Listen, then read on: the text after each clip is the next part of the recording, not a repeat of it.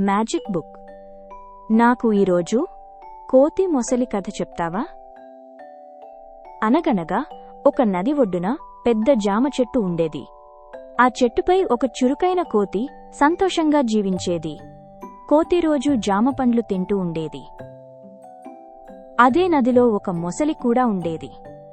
ఒకరోజు అనుకోకుండా ఒక జామ పండు నదిలో పడింది. దాన్ని మొసలి తిన్నది. పండు రుచి చాలా నచ్చింది.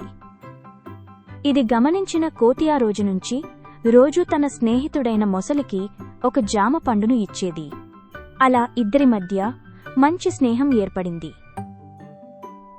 ఒకరోజు మొసలి ఒక జామ పండును తన ఇంటికి తీసుకెళ్లి భార్యకు ఇచ్చింది. ఆ పండును తిన్న మొసలి భార్య, ఇది ఎంత రుచిగా ఉంది అని ఆశ్చర్యపోయింది. అప్పుడు మొసలి చెప్పింది, అవును, ఈ పండ్లు రోజూ ఆ చెట్టుపై ఉన్న కోతి తింటుంది. అదే నాకు కూడా ఇస్తుంది.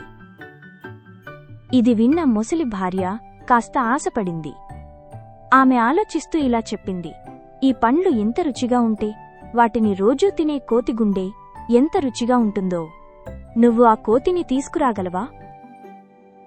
మొసలి కొంచెం బాధపడినా భార్య మాటను కాదనలేకపోయింది. మరుసటి రోజు కోతి దగ్గరకు వెళ్లి, ప్రియమైన స్నేహితుడా, నా భార్య నిన్ను కలవాలని కోరుకుంటోంది. మా ఇంటికి రావా అని అడిగింది.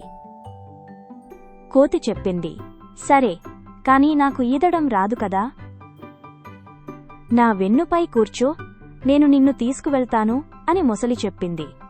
కోతి నమ్మి మొసలి వెన్నుపై కూర్చుంది.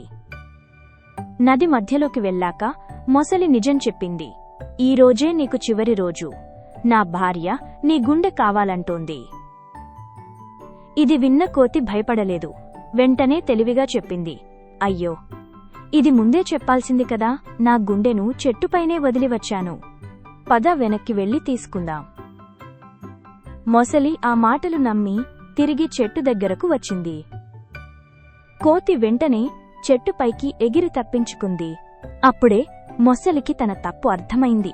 మంచి స్నేహితుణ్ణి కోల్పోయానని బాధపడింది. కోతి మాత్రం ఆ రోజునుంచి మరింత జాగ్రత్తగా ఉండసాగింది. చూశారా, దురాశ మంచి సంబంధాలను నాశనం చేస్తుంది.